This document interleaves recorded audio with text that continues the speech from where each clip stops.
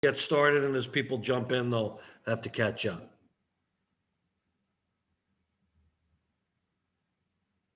Good afternoon, everybody, and we appreciate everybody taking out of their day to join the Fishtown district for one of our virtual seminars regarding, in this case, a very interesting new regulation coming down regarding the increase in indoor dining as it pertains to HVAC and systems and airflow. I'll be the first to announce, and not surprising anybody, that I am quite confused by it, as I'm sure many of you are. And by happenstance, I was fortunate enough to get a call from our guest today of Mark Wachter from Wachter Engineering. And Mark certainly shared with me some of his concerns and insight and idea. And he was gracious enough today to kind of be able to give us a little presentation of the specifics of this ordinance or guidelines and how it affects both the large and small dining establishments that we all face and what they really need to do. So without further ado, I want to turn it over to Mark. Mark, why don't you tell us a little bit about yourself, and then we'll get started. Sure. Thank you, Mark. My name is Mark Wachter. I'm president of Wachter Engineering. We've been an engineering company based out of the Philadelphia area for about the last 15 years. We've been operating as an engineering company for the last 20, and we've certainly been enjoying the resurgence of dining, the fine dining in Philadelphia. I mean, it's second to none, the variety that Philadelphia offers. So we certainly understand the impact that you guys are feeling as it applies to reduced occupancy and these restrictions. So that's kind of what preempted me calling Mark and saying, you know, how can we help? How do we get in touch with the city to help them understand what the impact of these guidelines are and help guide the future of what happens here. So he had suggested kind of, you know, let's take the guidelines and break them down into those numbers and understand better how we can implement, how you as a restaurateur can look at your own facility and say, how do I implement this? Who do I look to for guidance? And that's really what we're here to do. So if you have any questions, I believe there's a chat window available through Zoom. So if you guys can kind of put those questions in chat, and then we can kind of grab everything at the end. So. Thanks, Mark. I was just going to say that to everybody. We'll keep everybody on Zoom, except Mark, of course, and then there'll be plenty of time at the end to answer your questions. So. Great. So the key elements of the enhanced ventilation standards to increase heating capacity to 50%. If you haven't seen a copy of this already, this is a link.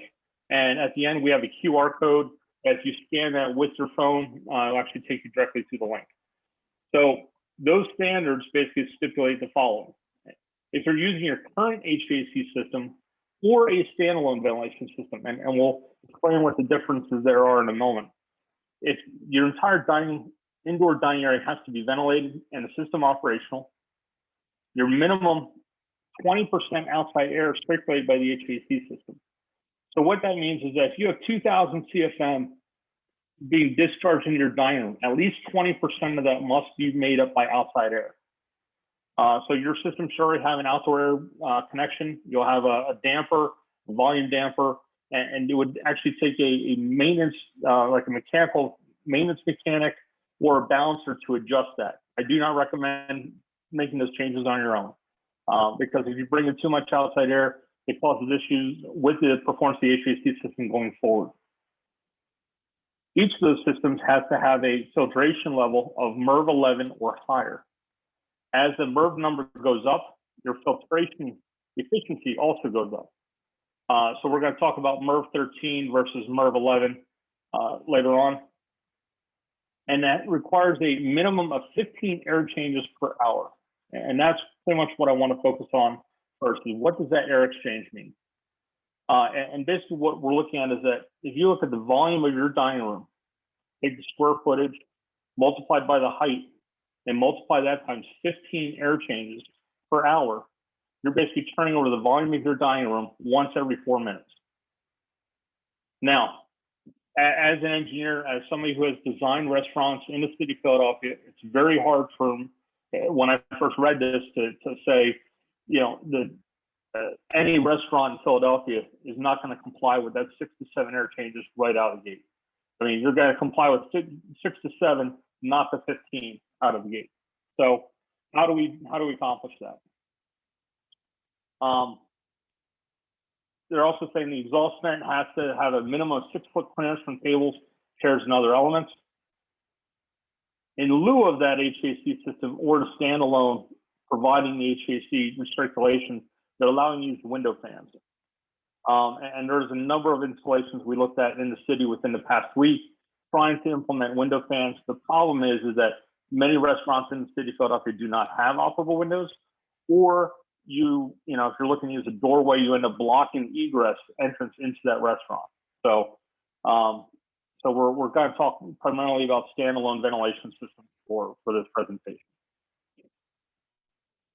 So an air exchange. As I said, what we're talking about here is the supply CFM to the dining room multiplied by 60, and we're going to divide by the volume of that room in order to equate the air changes per hour. Now, most of you don't know what your supply CFM is, and that's really the key here. So how do we solve for supply CFM? What we're going to do is we're going to take that 15 air changes per hour multiplied by the square footage of your dining room, multiply that by the height of your room, and divide by 60. That's going to give you that number of how many air changes per hour, how much CFM you need to accomplish that 15 air changes per hour. So most of the dining rooms that we've designed in the city of Philadelphia are typically doing 6 to 7 air changes per hour. In that instance, we're going to use additional standalone units in order to accomplish that airflow. The primary adjustment here, though, is that our outdoor air through your current system has to be increased to allow for that 20% threshold requirement. So let's work through a sample air change calculation. In this instance, I know that my airflow into that room is 4,725 CFM, and that's from my design documents. So if you're fortunate enough to have design documents or a balancing report, you can get that information from that document.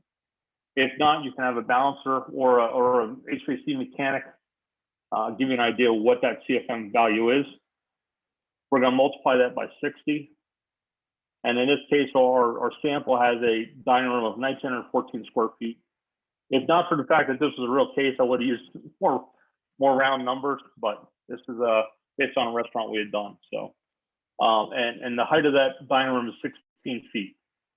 So our total air change for that dining room is 9 1/4, which means we need an additional 3,062 CFM, and we need to increase the total, our outdoor air to 20% in order to comply. That's going to bring us to our 15 air changes. So if I look at that, the additional 3,062 of recirculation, and I increase my outdoor airflow to 20%. Now, on this original 4,725 CFM, I'm increasing my outdoor air to 1,530 CFM. That's roughly 32% or a third of the original equipment's airflow. And this is why I'm saying that you really have to look at this being done by a balancer or an HVAC mechanic, because when you bring in that much outside air to any standard, what we call DX, direct expansion air conditioning system, similar to what you have at your house, you have a condenser outside. If you bring in somewhere close to a third of that is outdoor air, we're fortunate now that we're in heating mode. So most of the heating systems are oversized by a factor of probably 150% to compensate for that. As we move into air conditioning season, then that number is going to become more critical. It's going to be harder to extract the humidity and control the humidity level within the dining room. So what are some standalone ventilation strategies to make this happen? Originally, when we looked at this, we looked at how do we, do we modify the existing equipment, or do we look at something standalone? And, hopefully all of us are hoping that this is going to, 6 months, this thing gets resolved and we can go back to, normal operation. So how do we do this as a standalone system, as a sidecar to our primary HVAC system. And the way we do that is through like the mobile filtration unit. These are 2 units. These are available through Haltron. They're available with the ultraviolet. They have up to 1,000 CFM capacity. It has a MERV 13 filter involved, and it has only like a 27-inch by 27-inch footprint and only stands about 5 feet tall, 140 pounds. They have wheels that you can roll around and put them in place.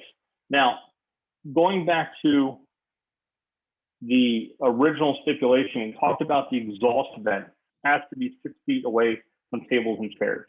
When they talk about an exhaust vent, this is what they're talking about. This is the intake through the bottom.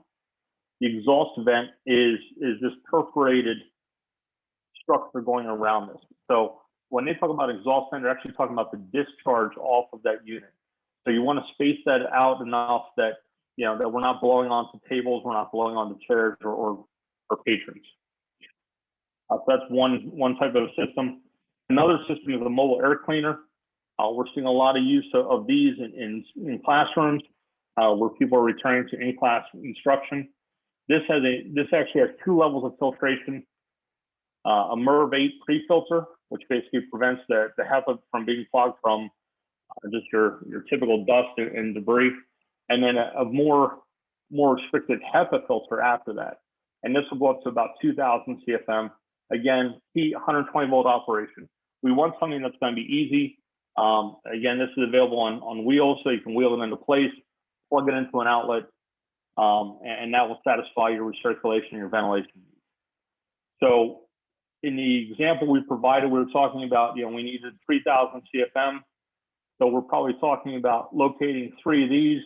And if we're looking at a 50% occupancy, we can reduce our seating capacity to allow that 6-foot boundary layer around this unit to the seating.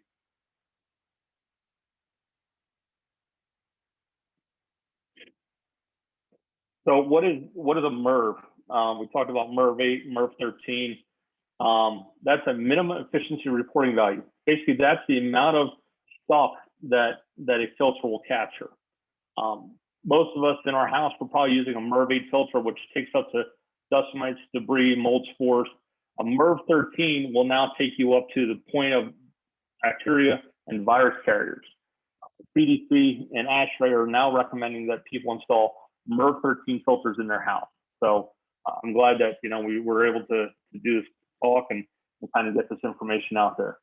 ASHRAE is probably not as loud as CDC about the values that are out there, the options that are available out there. So as that number goes up, though, so as we talk about putting those numbers up, the efficiency increases, but then so does static pressure loss. So what's going to happen is as you install more restrictive filters, your CFM value, your total supply value is going to drop down, or your fans are going to work harder to overcome that static pressure drop. So how do I comply?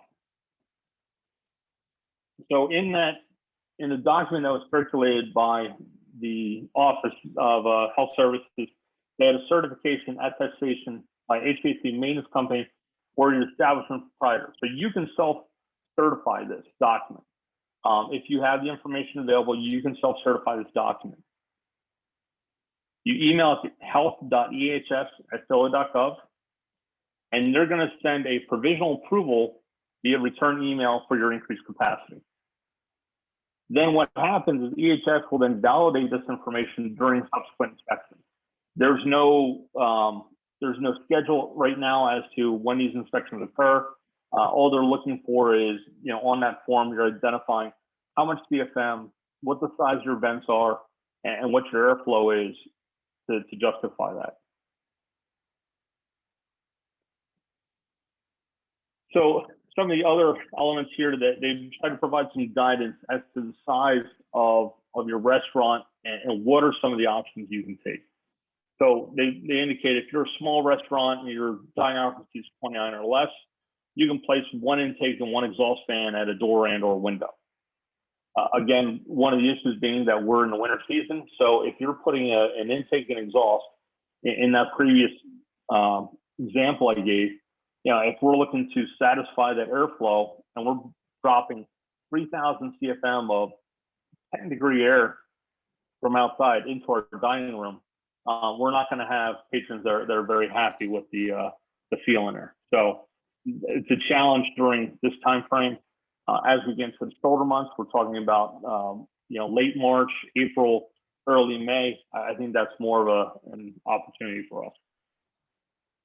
Standalone ventilation unit. Again, it says here needs outdoor air intake, and what we're suggesting from an engineering standpoint is rather than having that standalone unit have its own outdoor air intake, is that you're bringing that in through your normal HVAC system, and that way you're letting your existing HVAC system do the work of heating that air and reconditioning that air rather than trying to bring it in through a standalone unit. When you move up to the medium restaurant occupancies, the 30 to 129, the first two are about the same. They also talk about if your pre-existing HVAC system can comply, you're looking at probably 500 to 750 for an inspection and maintenance costs. So that's where to bring a balancer in, bring an HVAC mechanic in to evaluate your existing system. And then also provides guidance for, if you're a large restaurant facility with 130 patrons plus, to look at using your pre-existing HVAC system.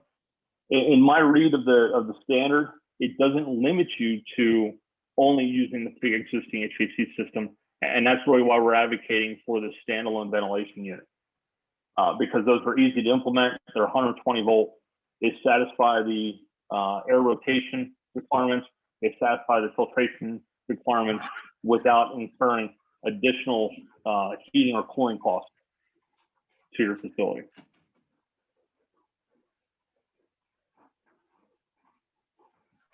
There's 2 QR codes I include on here. So if you have your cell phone, you can kind of scan this QR code that will take you to the Philly standard. If you scan this QR code, it will actually take you to a copy of this presentation. Thanks, Mark. A couple before we open it up. We were talking about this before we started recording, and I had asked you, I know you're licensed in 12 other states, if you've seen similar type guidelines for indoor dining in other major municipalities throughout the country. Yeah, and basically what we've seen from an HVAC standpoint is that it's dependent upon city population.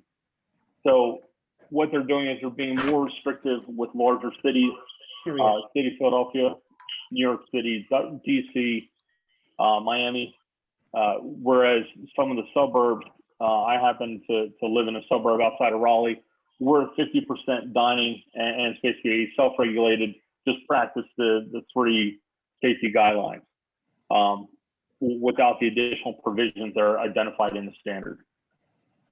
And for some of the standalones that you talk about, I know some of it may be an approximate. Do you know what the costs are for the 2 different variations you showed? We've seen costs on those units go up from $1,000 to $3,000 per unit. Okay.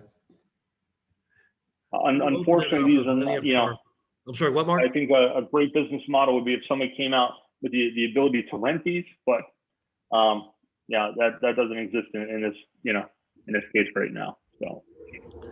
Well, I want to open it up. Thank you, Mark. I want to open it up to our participants today, our guests. If you have any questions, either raise your hand or put them in the chat.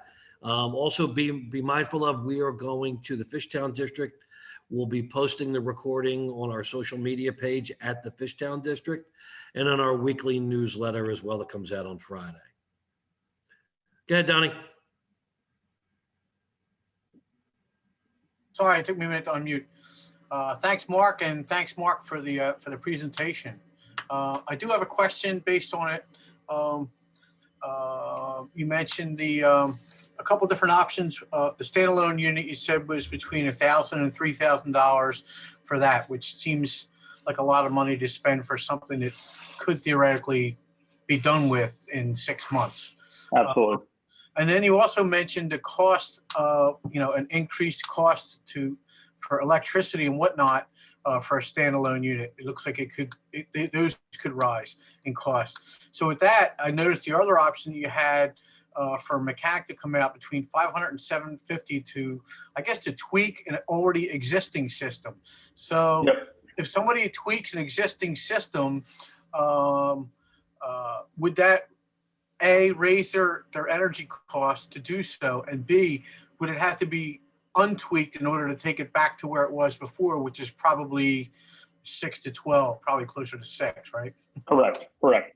That's a great question, Donnie. So these are actually the costs that were indicated by the city of Philadelphia for each of those items. I know that in the summary, in the end, I know that Fred Vitti, a restaurant mechanical design, he and Brandon Wellington of Kitchenaire are currently certifying a number of restaurants in the Fishtown area.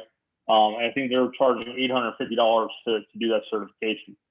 The challenge with using existing HVAC system is that as an engineer, I designed the system to satisfy the heating and cooling loads for that restaurant. And I may only get 7 air changes out of that. That existing HVAC system then really doesn't have the horsepower to take it from that 7 air changes up to the 15 air changes. So without installing additional equipment, I'm really not being able to achieve that 15 air changes. So that's really why we look at that standalone option. Yeah, that's the reason why I asked, because I had a feeling that, you know, a lot of these existing units wouldn't have the horsepower, the drive in order to compensate, you know, to, it's not like they've been cruising around in second gear this whole time with 2 gears to go. Right. That's right. You know, they're already better done. you know. That's the reason why I asked. Thanks, I appreciate it. Yeah, I mean, really, you know, in you know, I went back, you know, after last week, after this document was issued, we went back through a number of the installations that we had done, and, you know, 6 of them within Philadelphia market. And then we started looking at, you know, where we've done prototypes like Taco Bell's and Sonic, and really those guys have the horsepower because they have these huge air turnover units in order to accomplish that. So that's really the only people that we've seen, the only restaurants that we've seen that have been able to comply with that 15 air changes without changing equipment. Mark, we have a question in the chat. How much would it cost to hire a consultant to do the calculations to certify HCH? Yeah, I mean, really, that's going back to, you know, as I said, Fred Vitti and Brandon Wellington. Right now, they're doing certifications for restaurants in Philadelphia. I think they're charging $850, you know, for each restaurant. That's basically for the certification. It doesn't get into the equipment change or anything like that. So that's really just for the evaluation. Gotcha. Another question just came up. Has there been any indication on what metrics need to be met for 50% capacity without these standards? He said, sorry, I logged in late if it was covered. His restaurant has no windows, and meeting these requirements is all but impossible. Okay, so in the instance where, let me go back for that person. So basically what we're talking about in terms of achieving that goal or achieving those thresholds without windows, without going out to the outside, is that we're doing that with a standalone unit. So it says it's using your current HVAC system or a standalone ventilation system, I can still achieve that 15 air changes. What that means is then if I'm only doing a standalone recirculating unit, I need to push that 20% requirement back onto my existing HVAC system. So you may have an air handler that has a vent that goes to the exterior. Right now, there's probably a balancing damper and a motor operated damper that when that unit runs, it opens up that motor operated damper. You bring fresh air into your space. What that means is you're probably going to have to open up that balancing damper to allow more airflow in there to achieve that 20% at that 15 air changes. Understood. One of the things I know, and it actually, I guess it really what brought you and I chatting is certainly I think there were some concerns on both of our parts of how this just would affect most restaurants in the city of Philadelphia. Can you amplify that and maybe some of the things we should be as a business improvement district and our colleagues should be pushing the city to investigate or modify? Yeah, So thanks, Mark. Yeah, I mean, after we're actually doing work with Matthew Kahn in Middle Child right now. He forwarded Mark's email and said, how do we make this happen? And I said, on the surface, going from a standard restaurant that's circulating 6 to 7 air changes and pushing that to a 15 air change just with the equipment that you have in place is a tall order. And when you look at the requirements that are in ASHRAE right now, ASHRAE is the governing body for HVAC design and engineering in our world, is that humidification, filtration does more than just increasing airflow. So just going to that 15 air changes really doesn't do much unless you're incorporating, and they've done that here by saying, well, okay, we need a MERV 11 or greater filter. But implementing filtration, implementing humidification does a better job of helping mitigate the COVID-19 virus. So yeah, I said to Mark, if there's a way for us to get in front of Philadelphia, talk about what this thing looks like going forward, because while they said here's the standard and here's how you can open to 50%, if only 25% of restaurants are able to comply with the standard, have we really achieved the goal of allowing these restaurants to open and get back to work? So. And that's one of the things some of me and my colleagues from we have a bid alliance that we were talking about. In fact, it just came up in the chat. 6ABC reported this morning that the Philly Health Department has only approved 5 out of 41 restaurant applications to expand indoor dining at 50%. City says many of the applications were incomplete. Seems like most restaurants are holding off incurring these types of costs in the hopes that, that the city changes these regulations. And I think that kind of goes along, Mark, with what we were talking about. Yeah. Because as Donnie pointed out, you're incurring additional, it's not just the first cost of the recirculation unit. It's now the additional electric, it's the additional heating that you need to, and how many covers do I need to issue? How many covers do I need to sell to cover those costs? When we're talking about $1,000 for an air filtration unit, if it's something that's permanent and something that's going to be a fixture and not ruin the aesthetic of your restaurant, it's probably not too tall of an order to say, yes, I can make that investment. The problem is if you're talking about a temporary solution that, as Donnie says, in 6 months, we might be pushing those things aside back into our storage closet. It becomes much more difficult to implement that. And Mark, one of the things we were talking about last week was even just ways in which our businesses can even be tested. Can you tell a little bit about what that entails? Because I know there's some things you can buy like that are cheap units that you can put right up to check air, as opposed to probably a lot more detail that you're going to need to do for what the city is putting forth. Right. So, obviously in terms of assessing what your existing HVAC supply is, you really need to get a balancing report, which something comes out, they'll stick what's called a pitot tube into your ductwork, measure the CFM, and be able to tell you what your total capacity is. Short of that, if you have design documents, or even if you know what your equipment is capable of. So for instance, a standard rule of thumb is that if it's a 5-ton air handler, it's 400 CFM to the ton. So a 5-ton air handler can do 2,000 CFM of capacity. Now that's plus or minus 100 to 200 CFM either direction.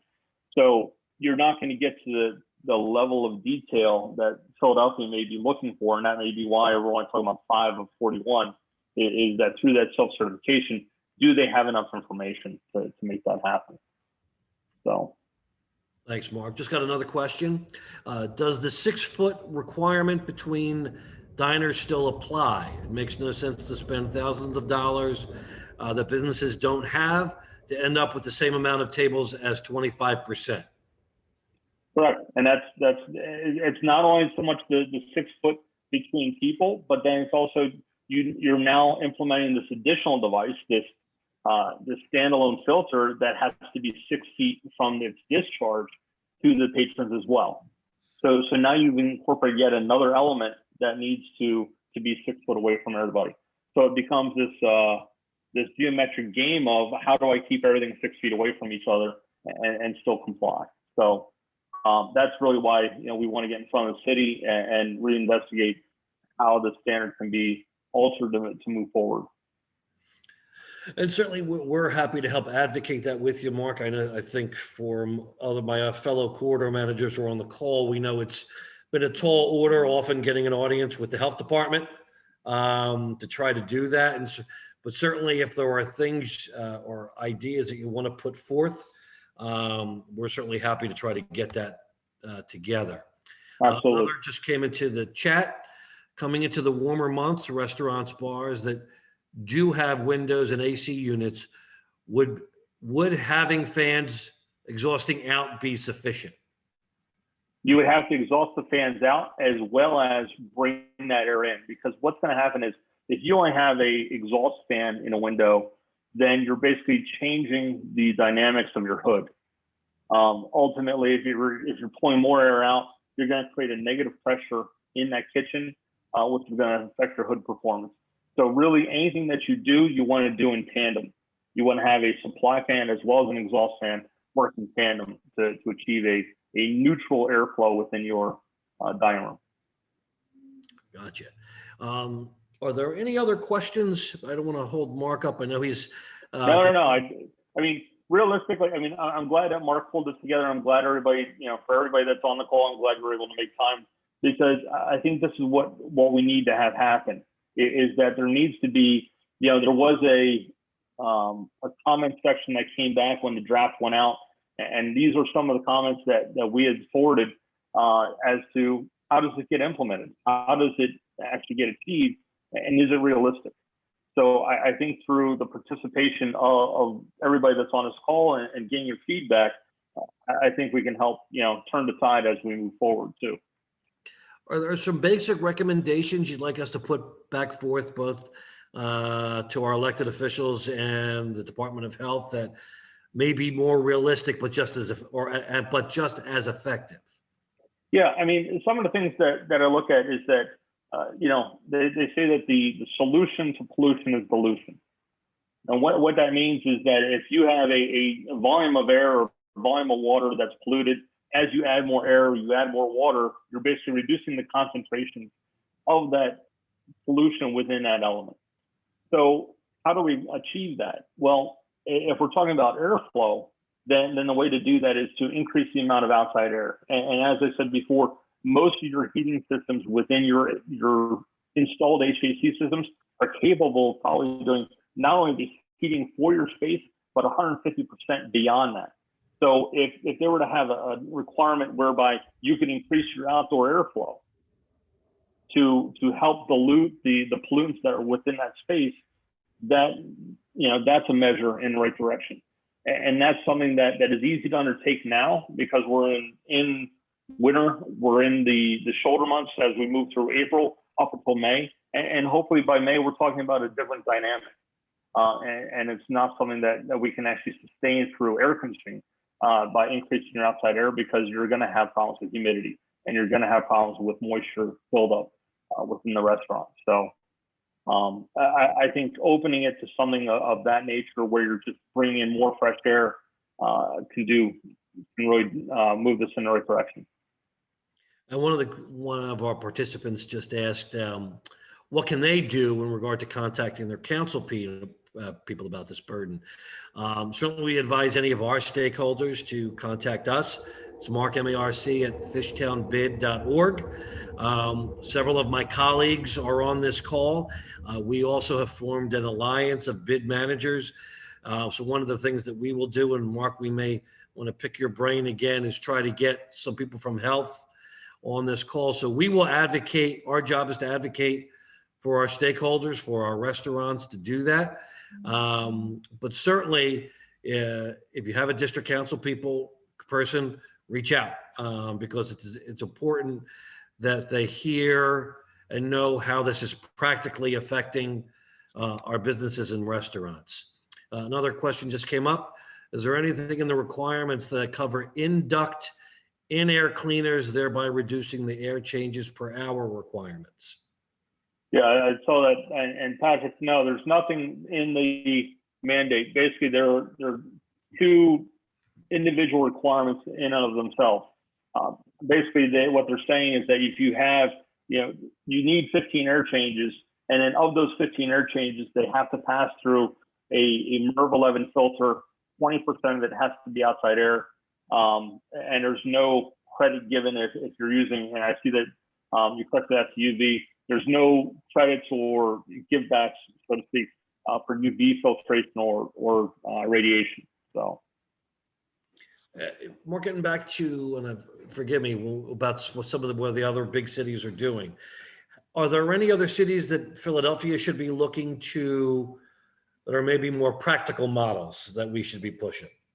Yeah, unfortunately, no. At this time, we have not found any additional models that we can implement. But that's certainly something that we're trying to gather that information to present to Philadelphia as hey, here's a work in progress. Here's what other municipalities are adopting. So, Gotcha. Thanks, Mark.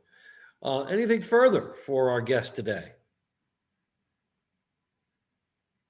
And again, for those that are just joining, there's two QR codes that are on the screen currently.